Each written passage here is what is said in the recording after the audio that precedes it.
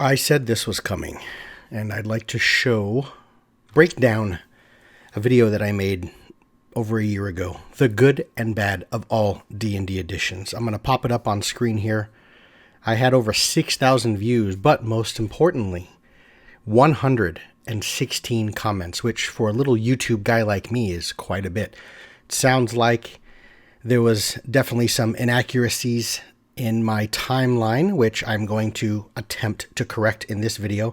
And then what I'm going to do is I'm just going to pop up the video and we're going to watch it together. Kind of like, you know, those reaction videos, but I'm reacting to my own video here.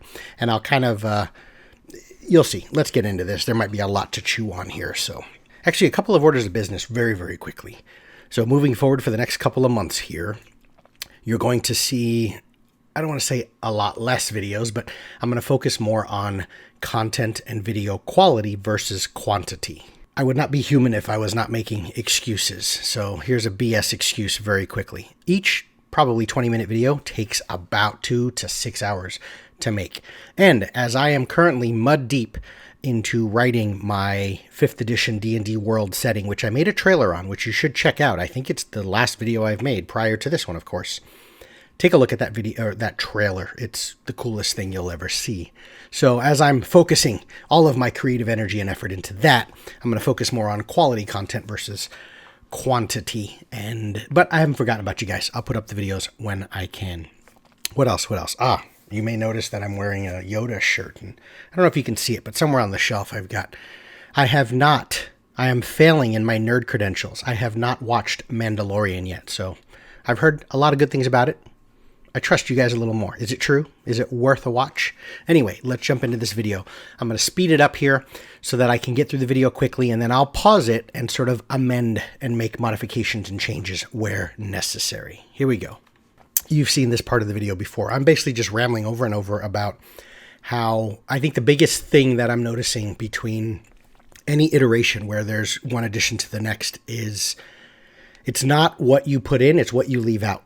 And I reference here about some of my experiences in game design and things like this, even in fitness.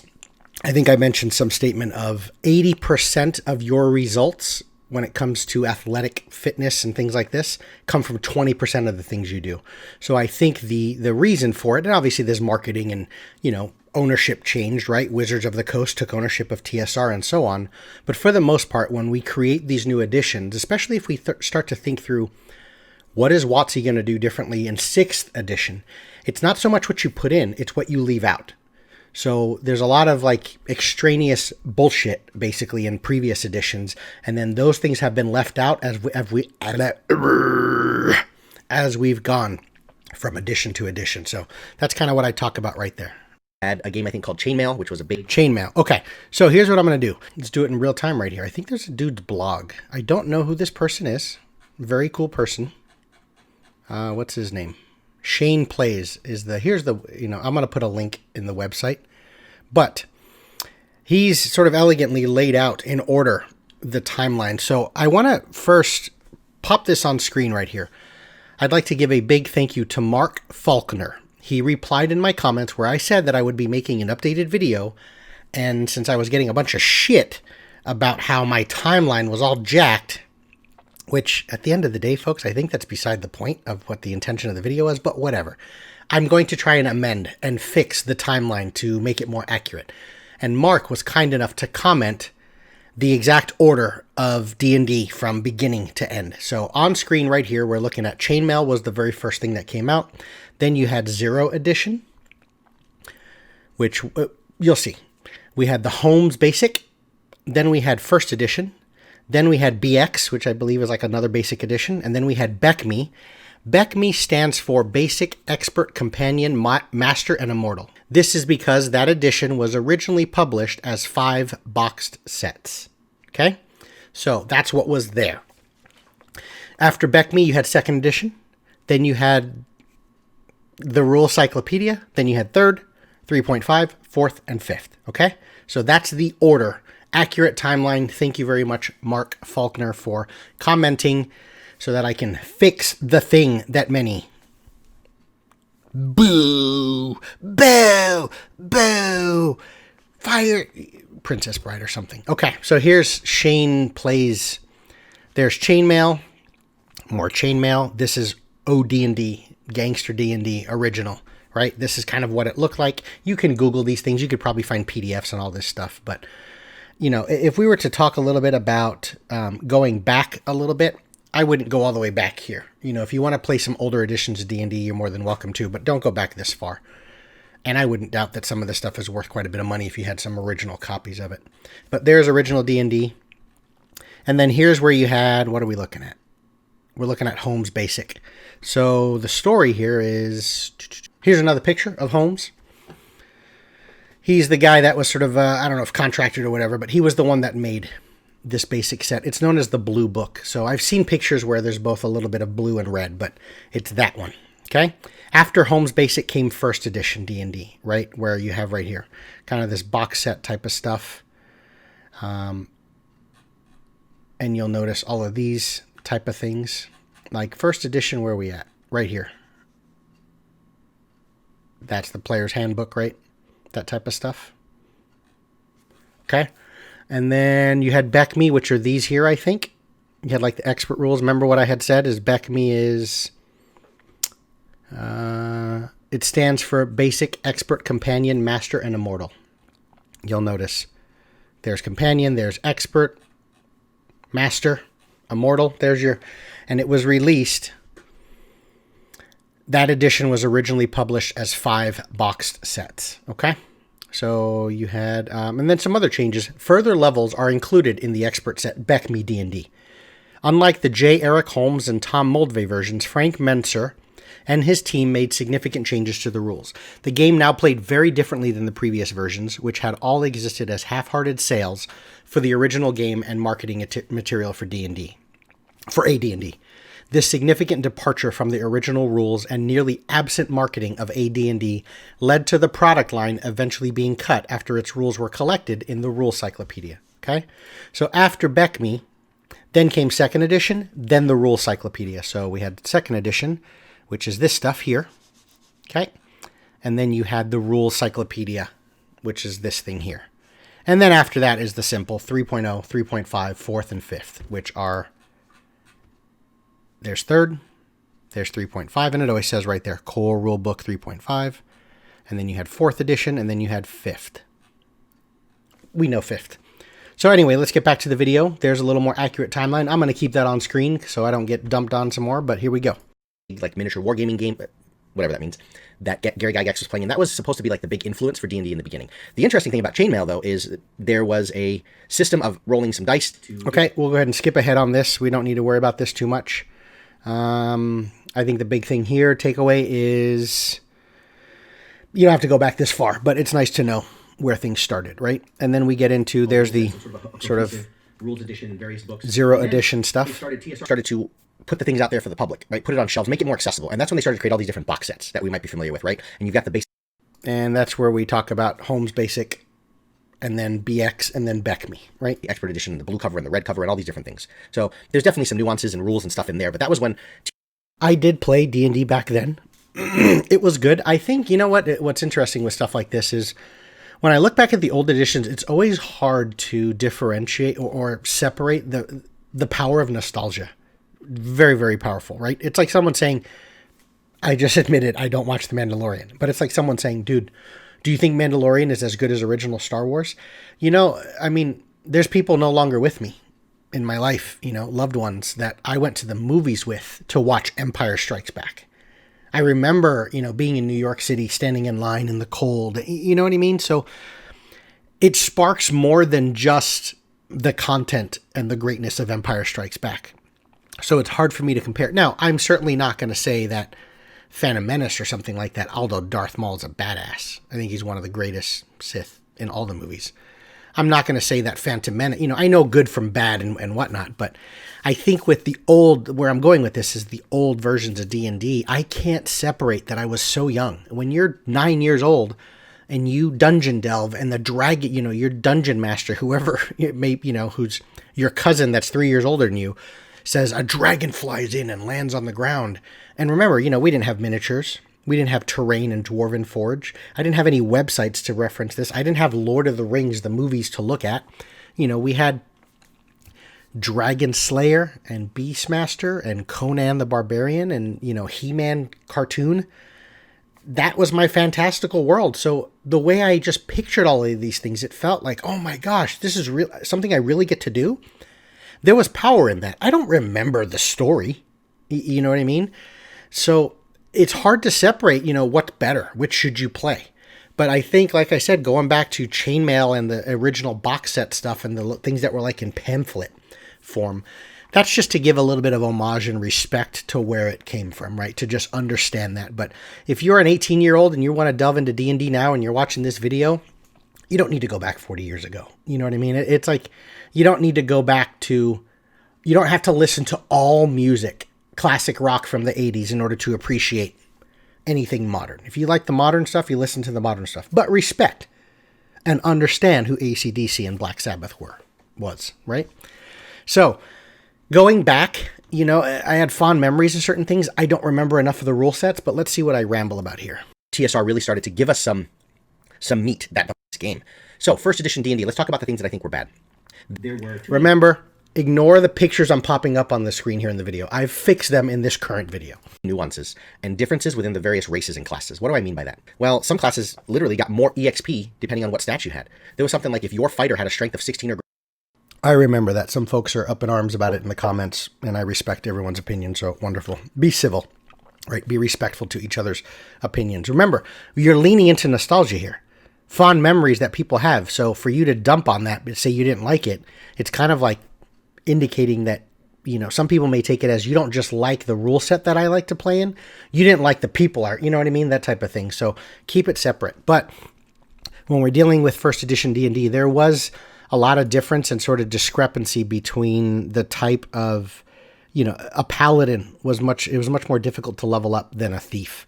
I like things being even right now, you know, because the other thing is, like, for 5th edition, especially, the CR system and balancing encounters is so wonky. I've made videos on this. It gets unwieldy if you've got 5 people at your table and all 5 of them are at different levels. You know, if someone's level 4 and someone level 3, and then you have a wizard that's level 6, but then you have a thief that's level 7, but then you have a paladin that's level 3.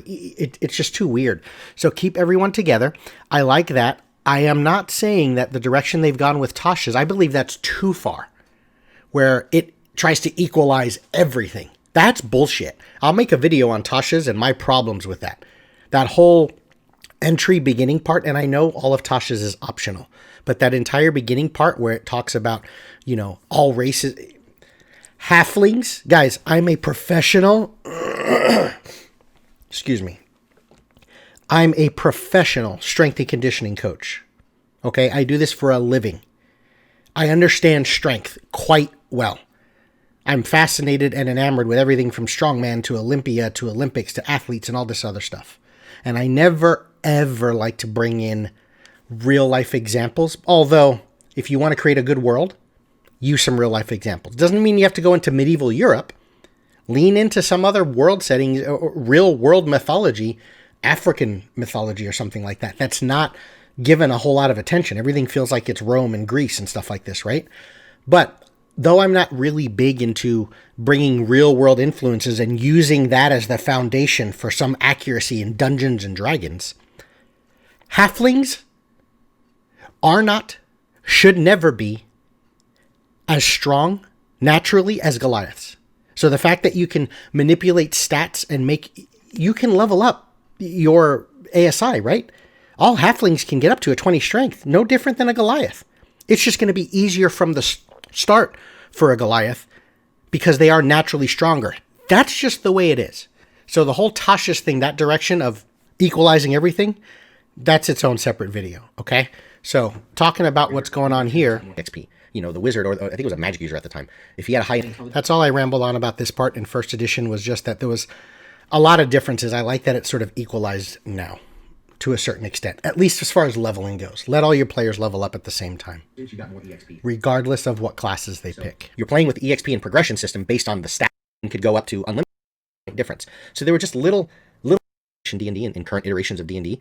And, you fall, you're at 0, but you don't really go down to negative hit points unless you take negative your max hit points and then you're straight out dead. But you've got death saves, and there's so many little spare the dying and so many little things that can be done to make sure you kind of keep, they call it yo-yo or whatever you want to call it, right? Where he just kind of pops up, he drops, he pops up, he drops, he pops up, he drops.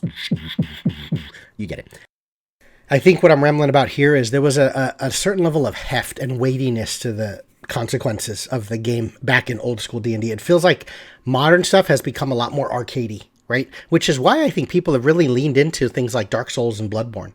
It just feels gritty and darker, right? It's not as easy. And it feels like now, I mean, if you've got any healers in your party in 5th edition, 4th edition as well, with all of the different cards and encounter powers and stuff like this, death, I'm not saying death is trivial, but it's hard to come by, right? When you drop now to 0, you've got 3 chances to kind of come back to life or have your healer heal you through the death save mechanic. I just am rambling about here. Old school, D&D felt like, when something bad happened to your character, what are you playing next? You know what I mean? And then I think to couple that with the way everything now is so, you've got entire builds and templates, right? I remember playing WoW and all these other MMOs. There's websites you can go to where you can run through like a temporary layout of your talent tree, like Diablo style or Path of Exile, where you can maximize your chart and your path of progression. So that way you can kick the most ass in game. And I feel like what ends up happening in D&D 5th edition is your guys are so, even if you don't want to, it's just natural tendency to min-max your character, to optimize yourself in combat. It's just really hard to kill you. So I do miss a little bit of that. This bad thing happened. What are your hit points? 7? Okay, you take 8 damage. Dead. Done, right? And even when you didn't, you had like system shock survival, right? Like if you're going to be resurrected or brought back to life, you had a lot more detail going into it. Now it just feels sort of arcadey. So there's so many ways that you can live. And then when you live, there's, raised dead and there's resurrection.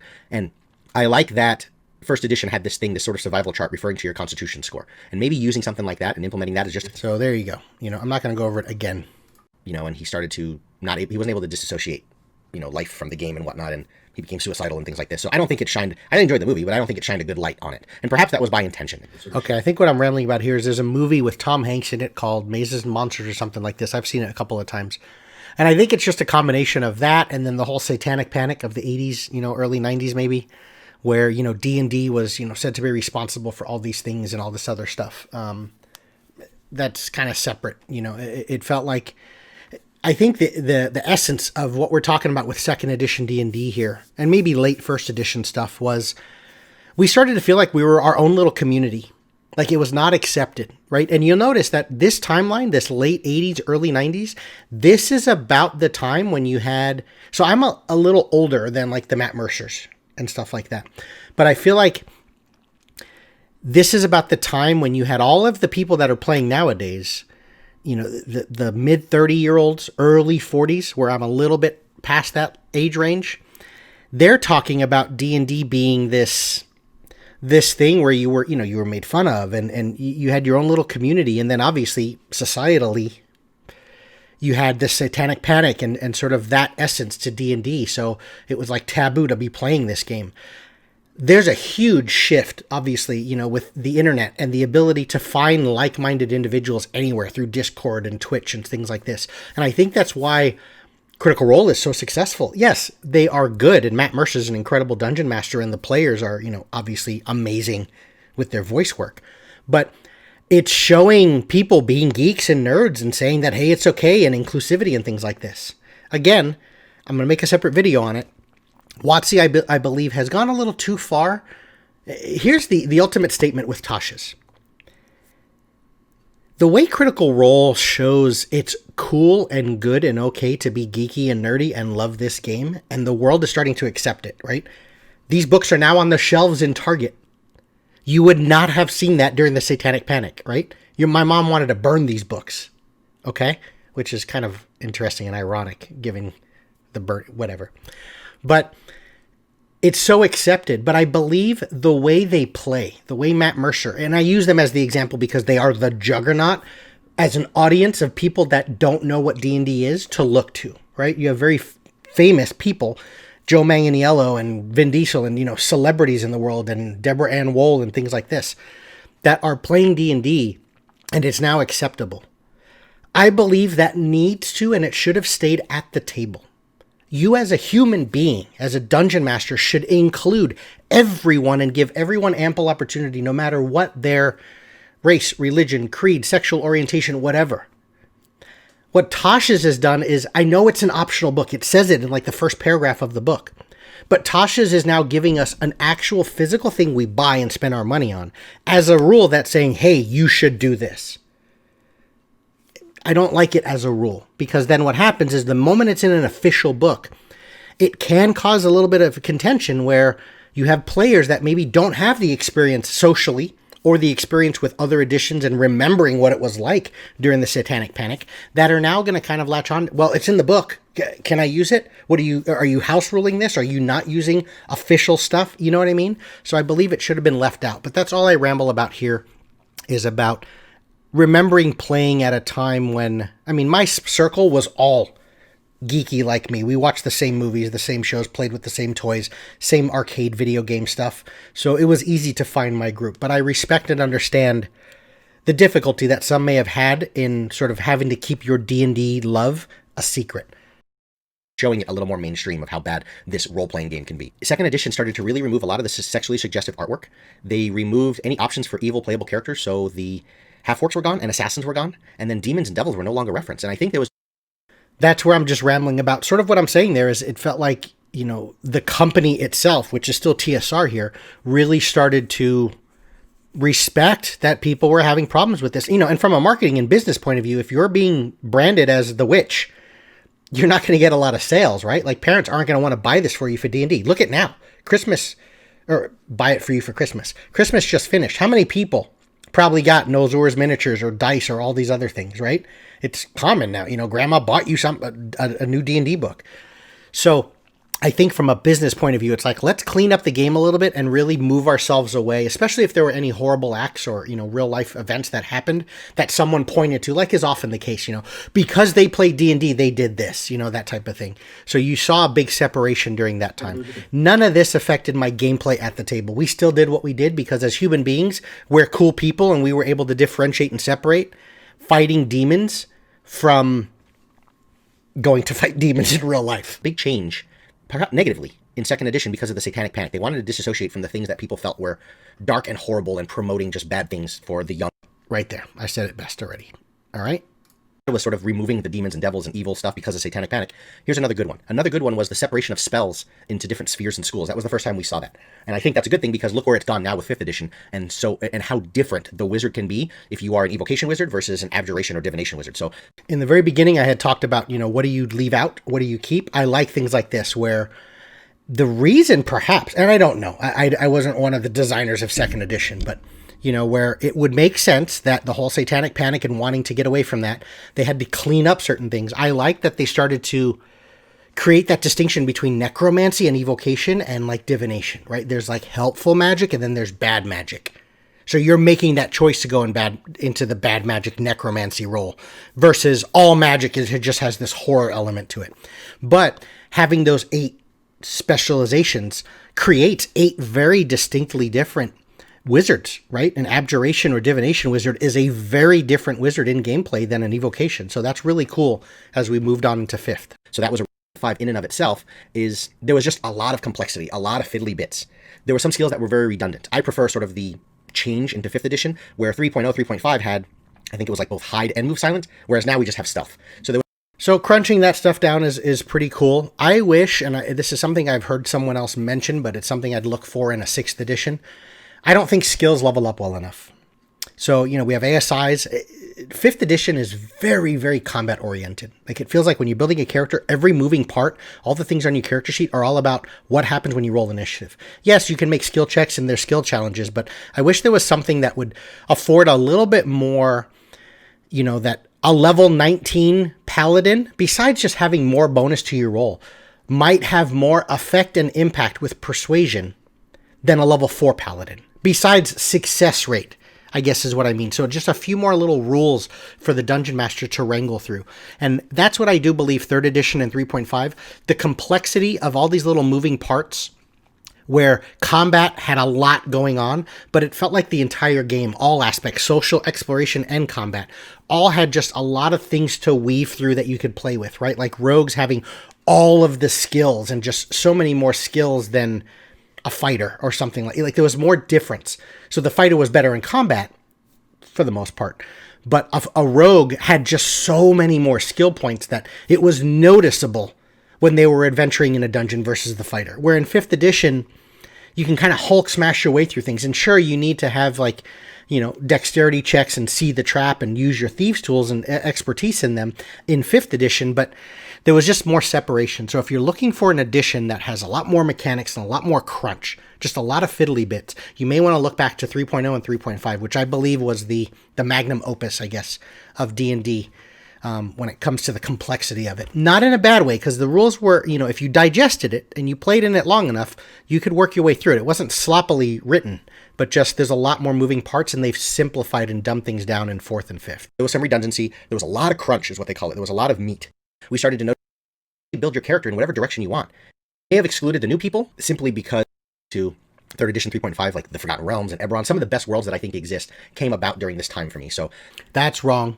I believe it was 2nd edition, maybe. There's some people that were talking, I think it was 2nd, where, they were like, the rule set, the core books were so-so, but it was 2nd edition, maybe late 1st, early 2nd, where basically the best D&D worlds, Forgotten Planescape, Dark Sun, you know what I mean? Like all the Dragonlance, all the best worlds and stuff were coming about during that time.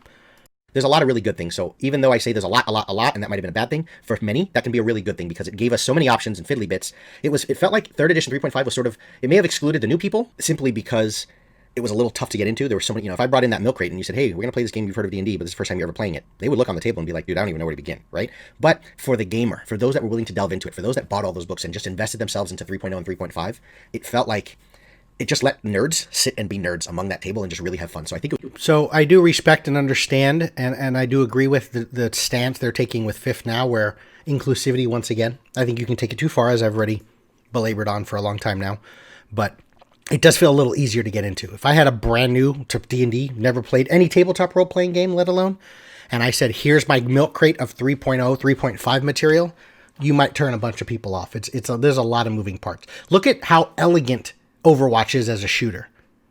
The skill and tactical aspect, there's a huge discrepancy between people at Grandmaster rank and playing at the Overwatch League than there is myself, right? But yet you don't have a lot of buttons. We've got the same kind of buttons. It's just how you use that stuff. That's where 5th edition is. Player's Handbook, or a 3rd edition 3.5, had what looks like, a WoW, old school WoW thing where you have 17 hotbars and there's 36 buttons you have to press. So, everybody's going to go one way or the other. It was it was at 4th edition D&D. Well, what was the bad? A lot of us are fonder going much further back before, which we'll get into. Years old and you're adventuring through caverns and catacombs. A lot of these complaints are not just from me. Many people, if they were to pick the worst one of all D&D editions, many people would pick 4th. I also don't know the exact timeline of it, but I don't think it's an accident that 4th seemed to be the edition that stuck around the least amount of time. I'm going to say this right here on video officially. I do believe 4th edition was the edition that a lot of... Remember what we just came from. Old D&D. So the old gray guys that you've messed up what I remember. Nostalgia, right? The essence of imaginative role-playing, whatever that means. You had that in basic 0 edition, 1st edition, 2nd edition. And then you had the complexity and the crunch of 3.0, 3.5. And then boom. Sort of concurrently, around the time when video games are starting to take off, and people aren't playing as much D&D after 3rd edition so much anymore. I don't think so. I think a lot of people were like, holy, wow, this is EverQuest? This is Dark Age of Camelot? This is World of Warcraft? Let's just sit home and do this. And let's do these raids, and it's going to feel D&D-esque. So to bring people back to the table, 4th edition has been considered the one that got away from the roots of what D&D is and should have been. Okay? And it felt very arcadey. It didn't feel like a role, R-O-L-E, playing game anymore. I will say this. There is a very heavy lean into combat in 5th edition. And the fact that, excuse my language, the fact that the CR system is so fucked, there's some major hiccups in 5th edition. It says social, exploration, and combat are the three pillars of D&D. When you have theater actors and voice actors and people that can describe and narrate as Matt Mercer, it's going to feel relatively 33, 33, 33, right? Evenly balanced between social, exploration, and combat. Most tables, look at the character sheet. 5th edition D&D is 80% focused on combat. The rest, as a dungeon master, trust me, I've done this a lot. You have to figure out how to put as much emphasis. And this is even for me at a table with a bunch of players that just love to fight. So it's hard for me to bring about a tremendous amount of narrative and story and roleplay and focus on the social and exploration because my players simply want to fight more.